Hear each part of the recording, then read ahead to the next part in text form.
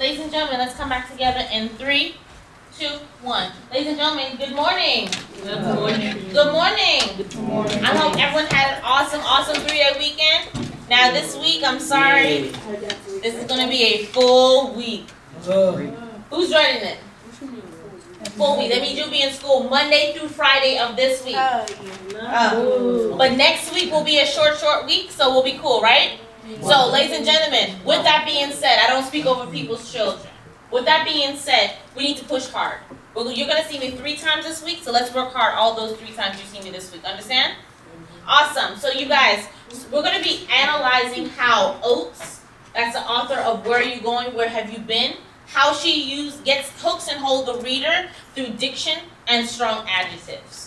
So again, we're going to be looking at how Oates, that's the author of Where You've Been, Where Are You Going, Where Have You Been, how that author hooks and holds the readers using strong diction and strong adjectives. That's why your warm-up is starting off with a diction.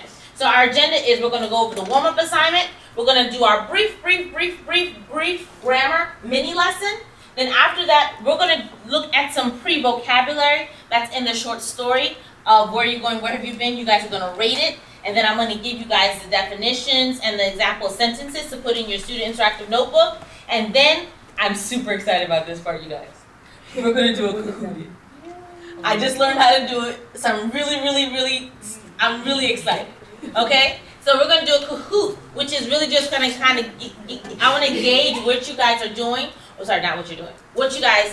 What would you do in this scenario that's actually going to show up in the short story? Then we're going to dig deep and look at the short story. Understand? I said something funny? What did I say funny? Nothing? Awesome. So let's come back together. Ladies and gentlemen, let's see who's going to answer number 1. Awesome. Maktar, what is the dictionary definition of the word sock? Sock, a thing given or done as a concession of no great value or appease, someone whose main concern or demands are not being met. Thank you for that. Kwame, you wanted to say something? Oh, I said To clean? Okay, to clean. So, anything else? Anyone other volunteers? If I randomly select somebody? Yes, ma'am. Shayla, what you have? I said sock means to like drag. Speak a little louder, hon. I said it means to like do something lazy or drag. Okay. That's it. What effect does this have on the reader? So basically, it'll change the perspective of how a reader is reading it. So it won't think. So the definition, you said it's like lazy, like Somebody said lazy. So if you like vision it in your head, that's what you would think of, like someone doing something lazy. So the diction that the author uses kind of presents an image in your head? Yeah. Okay, I like that piece. I'll have that piece. My question for William is, you were the next person. Lifeline. When you hear the word lifeline, what is a lifeline? Well, I thought it was a job or something to do. Okay, why did you think that? What made you think that? It said the lady who gave me my first lifeline, I thought it was and meant like a lady who offered her a job or something. Okay, anyone else want to take a stab at lifeline? So I used this example in my last class about this whole lifeline, someone throwing out something to you to get assistance, and then William, that lady's job at that particular moment was to provide Maya Angelou with that help that she needed. That's hence that lifeline, right? If Maya Angelou didn't get that lifeline, what would happen to her?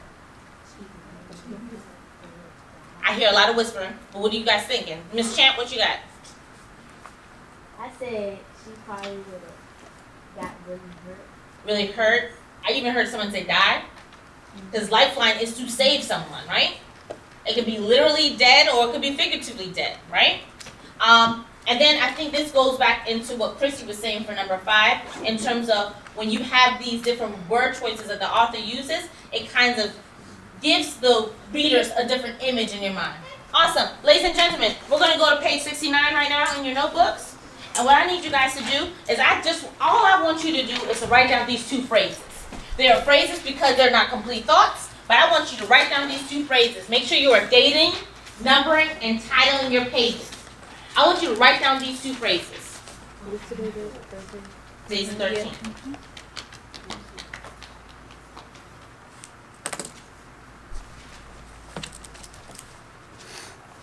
gonna give you guys about 30 more seconds.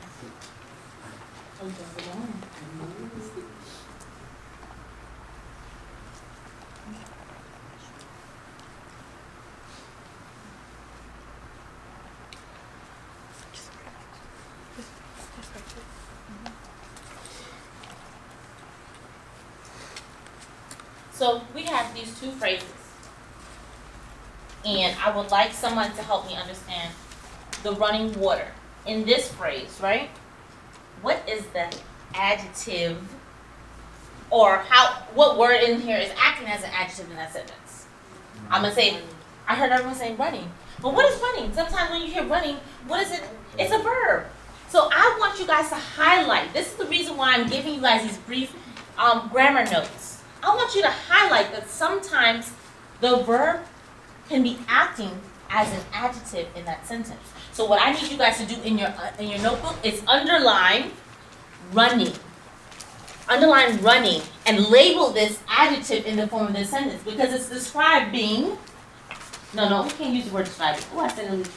It's modifying the word water, right? And then similar to the team to beat. So what is the adjective in that phrase? To beat. Yes. To beat. Yes. Because it's modifying the team. What team? To beat. The team we're about to beat. So again, we are going to be, hopefully, when you guys read Where You Going, Where Have You Been, you're going to see how Oates definitely connects these strong adjectives that she uses. You're going to see it. And the diction that she uses to help hook and hold you. Now, one thing I wanted you guys to note, just to put this down in your notebook as well, is that whenever you see these three articles, they're also adjectives. So these articles, a, and the. So I just wanted you guys to just have that as a reference point. Understand what I'm saying?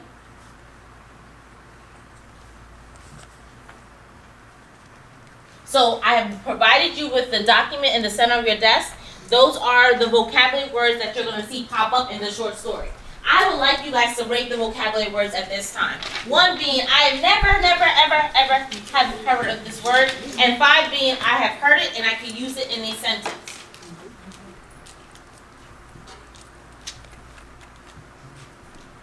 We'll give you guys about 10 more seconds.